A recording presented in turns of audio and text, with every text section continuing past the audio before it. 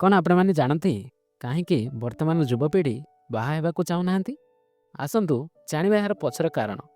ବନ୍ଧୁଗଣ, ପଶ୍ଚିମ ଦେଶମାନଙ୍କରେ ଅବିବାହିତ ଥିବା ଯୁବକ ଯୁବତୀମାନଙ୍କ ସଂଖ୍ୟା ଆପଣମାନଙ୍କୁ ଚକିତ କରିବ। ଆମେରିକାର ଏକ ରିପୋର୍ଟ ଅନୁସାରେ ସେଠାକାର 40% ଯୁବକ ଯୁବତୀ ଅବିବାହିତ ରୂପୀ ଜୀବନ ବିତାଉଛନ୍ତି।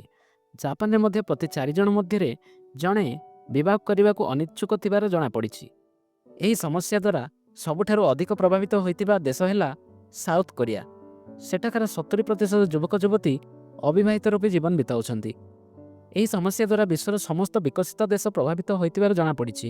ବର୍ତ୍ତମାନ ଭାରତରେ ମଧ୍ୟ ଯୁବପିଢ଼ି ବିବାହକୁ ପସନ୍ଦ କରୁନାହାନ୍ତି। ଆସନ୍ତୁ ଜାଣିବା ଏହା ପଛରେ କ'ଣ ସବୁ କାରଣ ରହିଛି। ପୂର୍ବେ ଲୋକମାନେ ଜଏଣ୍ଟ ଫ୍ୟାମିଲିରେ ସମସ୍ତେ ମିଳିମିଶି ରହୁଥିଲେ। ସେତେବେଳେ ସମୂହ ସ୍ୱାର୍ଥକୁ ଗୁରୁତ୍ୱ ଦିଆଯାଉଥିଲା।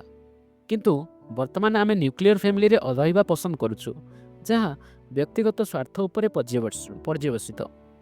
ପୂର୍ବେ ପରିବାରରେ କେହି ଉପାର୍ଜନରେ ଅକ୍ଷମ ହେଲେ ମଧ୍ୟ ପରିବାରର ସହଯୋଗ ପାଉଥିଲା, କିନ୍ତୁ ବର୍ତ୍ତମାନ ନ୍ୟୁକ୍ଲିୟର ଫ୍ୟାମିଲିରେ ରହୁଥିବା ବ୍ୟକ୍ତିକୁ ପରିବାରର ସମସ୍ତ କାର୍ଯ୍ୟଭାର ନିଜକୁ ଏକା ଉଠାଇବାକୁ ପଡ଼େ। ମନରେ ଥିବା ଉଚ୍ଚ ଆକାଂକ୍ଷା ମଣିଷକୁ ଏକା କରିଦିଏ। ଯେପର୍ଯ୍ୟନ୍ତ ସେ ନିଜକୁ ସକ୍ଷମ ନ ଭାବେ ସେ ପର୍ଯ୍ୟନ୍ତ ତା'ର ବାହାଘରରେ ରୁଚି ଆସେ ନାହିଁ। ଯୁବପିଢ଼ି ବିବାହ ନ କରିବାର ଅନ୍ୟ ଏକ ମୁଖ୍ୟ କାରଣ ହେଉଛି ମହିଳାମାନଙ୍କ ସ୍ୱାଧୀନତା ଓ ଉଚ୍ଚ ଆକାଂକ୍ଷା। ବର୍ତ୍ତମାନ ମହିଳାମାନେ ସ୍ୱାଧୀନତା ପାଇବା କାରଣରୁ ଅନେକ ବ୍ୟକ୍ତିଙ୍କ ସଂସ୍ପର୍ଶରେ ଆସୁଛନ୍ତି, ଯାହାଫଳରେ ସେମାନଙ୍କୁ ଜୀବନସାଥୀ ବାଛିବା ପାଇଁ ଅନେକ ଅପସନ୍ ମିଳିପାରୁଛି। ସେମାନେ ବର୍ତ୍ତମାନ ଅଧିକ ସଫଳ ପାର୍ଟନର ଖୋଜିବାରେ ଲାଗିଛନ୍ତି, ଯାହାଫଳରେ ଯୁବକ ଯୁବତୀଙ୍କ ମଧ୍ୟରେ ସହମତି ହୋଇପାରୁନାହିଁ। ଯୁବତୀମାନଙ୍କର ଏଭଳି ଉଚ୍ଚ ଆକାଂକ୍ଷା କାରଣରୁ ଯୁବକମାନେ ବାହାଘରକୁ ଏକ ବୋଝ ବୋଲି ଭାବିବାକୁ ଲାଗିଲେଣି।